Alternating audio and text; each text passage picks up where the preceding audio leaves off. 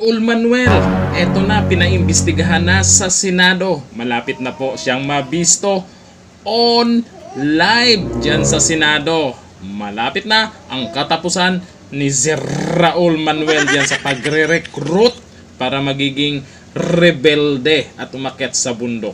Panoorin natin. Kaya pala tuwang-tuwa itong tao na ito nung sabi na pinaganahan lang sila na papasukin daw yung ICC. Ikaw ang imbestigahan ko.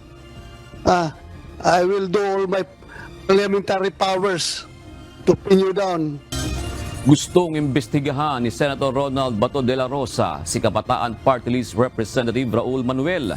Ito'y matapos lumabas sa pagdinig sa Senado ang aligasyon mula sa ilang dating rebelde na miyembro umano ng Communist Party of the Philippines o CPP ang kongresista at recruiter din umano ng New People's Army.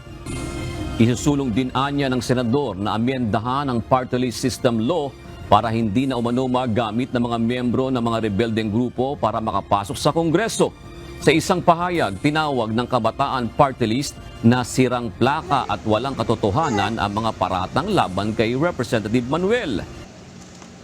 Ayan na, kinabahan na. Nako, kabado na si Raul Manuel. Talagang hindi kayo titigilan ngayon ni Senador Bato de la Rosa na mabisto. At ang daming witness, mismong mga kasamahan mismo ni Sir Raul Manuel, nagpapatunay na itong kongresista na to ay talagang nagre-recruit para magiging NPA o magiging rebelde. So, abangan po natin ito sa Senado at kung ano yung maisasagot. Kung may masagot po si Raul Manuel, napakarami pa namang mga dating rebelde, dating NPA ang nagwi-witness na kasama talaga dyan si Raul Manuel. Naku.